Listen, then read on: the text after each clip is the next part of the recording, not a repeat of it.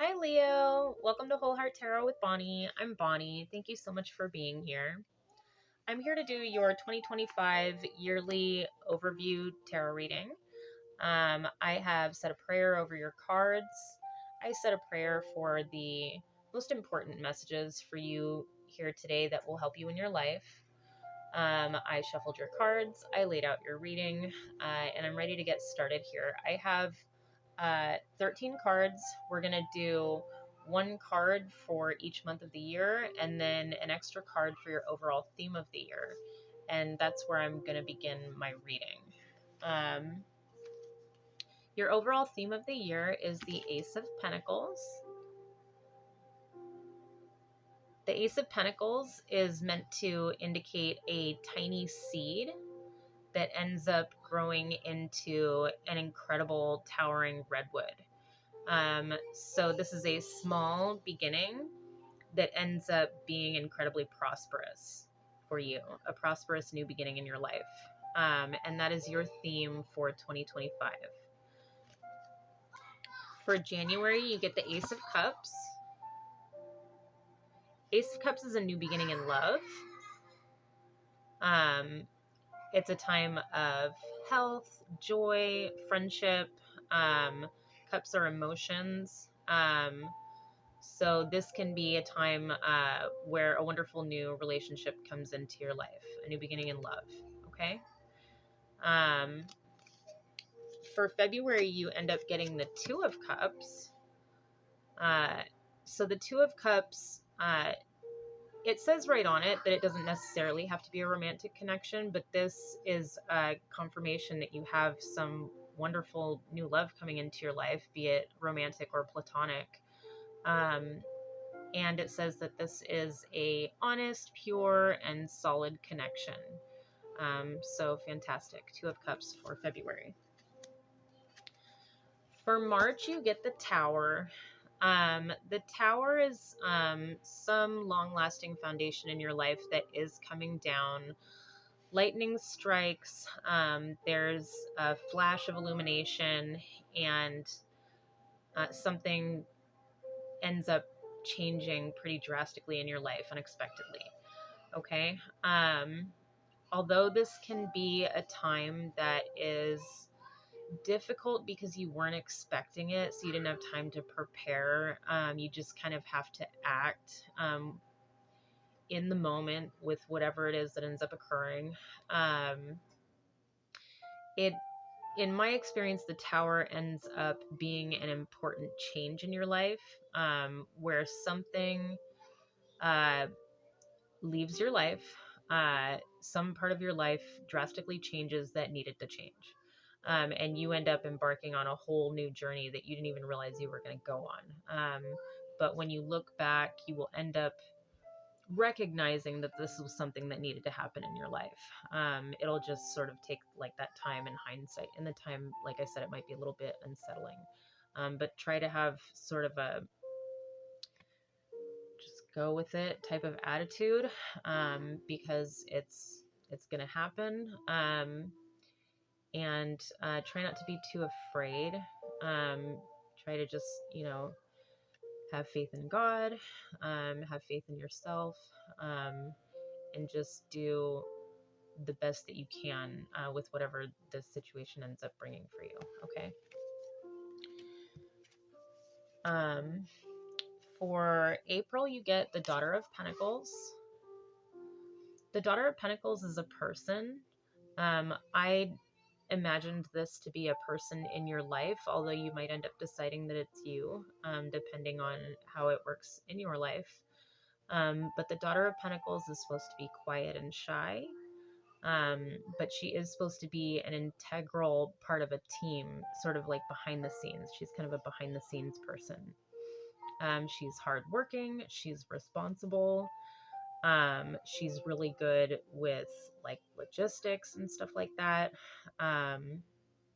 And she is deeply connected to nature, as all of the Pentacles family people are. For May, you got the Magician. The Magician is a fantastic energy. I recently experienced it when I started this channel. And you're gonna feel this incredible impetus to get started on a project that may have occurred pretty recently, like may have come to mind pretty recently, but you're just gonna feel like it is time to get started, and you're gonna move on it. You're going to realize that you really actually have everything that you need to get started on this journey, and you're gonna start implementing your ideas. June, Feb, March, April, May, June. For June, you got the Seven of Cups. So the Seven of Cups is a lot of choices in love, is sort of how I see this one. You have all these different cups to choose from. The translation on the card was advising you to kind of be careful. It was seeing it like as temptation, like a lot of temptation in your life, and that it could go wrong. It said there's a lot of like illusion and deception going on. Like maybe you're not seeing things clearly with whatever this situation is. And you want to take a step back and wait till you can see and understand things more clearly. Maybe don't act in this situation. Just kind of like hold back and be a little careful. Okay.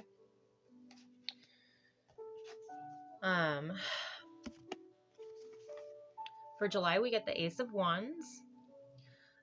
This is a card of great inspiration and creativity. So this is another new beginning. It's another ace. This one's the wand, so it's actions. Okay. So a card of great inspiration and creativity. And while it may be an exciting time, you will need to use good judgment and not rush the process.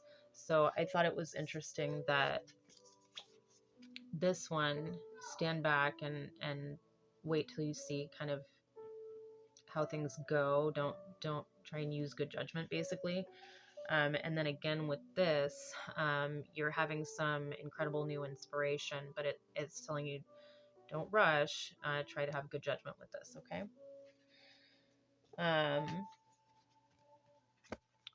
For August, you get Temperance. And Temperance is another card calling for balance.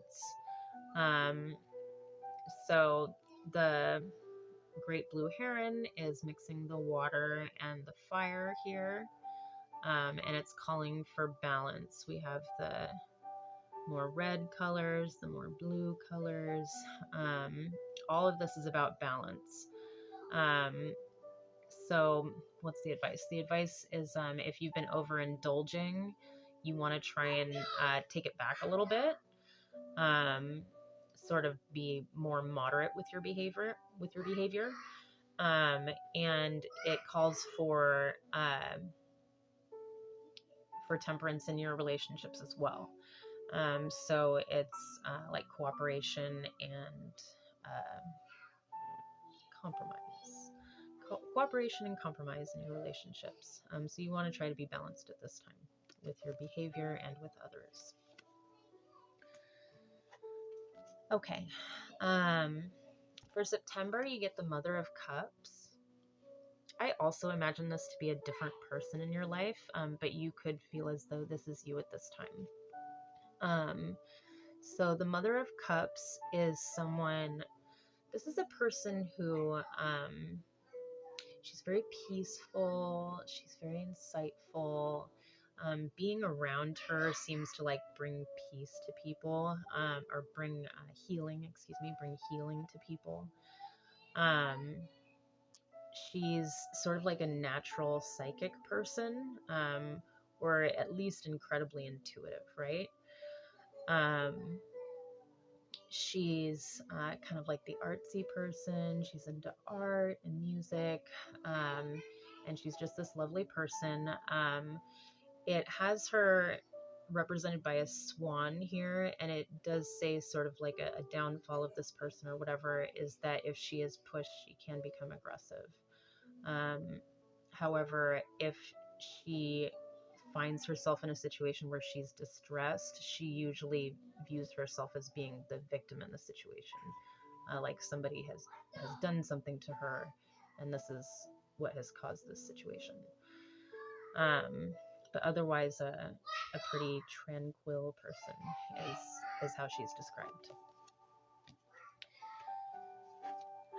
Okay, October, you get the Four of Swords. This is another card sort of indicating a time for rest, meditation. I was thinking like another card of balance, basically. But this card calls for rest and meditation. You're wanting to build your mental power, your mental stamina, your ability to sort of be at peace in difficult circumstances. You're trying to kind of exercise that ability in order to prepare you for what's to come. And where are we at? Yeah, November. Okay, and then in November, you have an Eight of Swords. So it's really interesting to me that you're resting and you're meditating here to build your mental power to be able to handle difficult circumstances. And then you find yourself in a situation where you kind of need to have that. So this is another mental card, and it's a time of like fear and worry. You're finding yourself a victim. So that's a really interesting thing too. You're finding yourself in a situation where you've been victimized is one of the suggestions with this card.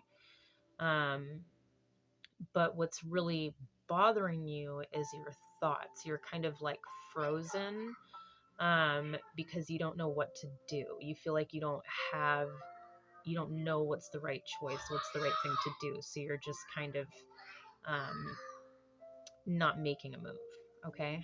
I had notes on this one to give you some advice for that one. Hang on. My advice would be to take a breath, refrain from taking any action, and invest time in prayer. Events are sure to take a turn for the better as God steps in. I felt like that's how I would handle a situation like that. You do you, but just advice. For December, you get the High Priestess. I like this card. So the High Priestess seconds a call to non-action, but instead to be still and listen for your intuition about a situation.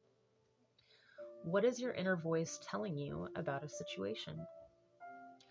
What is it telling you to do? What's the next right move that may seem hard to explain to other people, but seems intuitively right to you? What's the next right move, no matter how small or seemingly insignificant? It's time to find out what happens when you follow the guidance of your own inner wisdom. And in my experience, God makes a way. I love that. All right, so you have a pretty incredible year here. You have a lot of exciting new beginnings. Your theme was that prosperous new beginning. You had some lovely new relationship come into your life. You had some important changes. You had different interesting and important people meeting you along your path and helping you along the way. You had a lot of inspiration in the spring and summer. A lot of advice to take a step back and make sure that you're using good judgment, make sure that you're staying balanced. And then towards the end of the year, more of that be still. My advice was to pray, and then the card's advice was to listen to your inner wisdom. Okay? So thank you so much for watching my video. I really appreciate it. I hope that I was able to deliver something that could be helpful for you with these messages. Thank you so much, and I'll see you again next time. Take care. All right, bye-bye.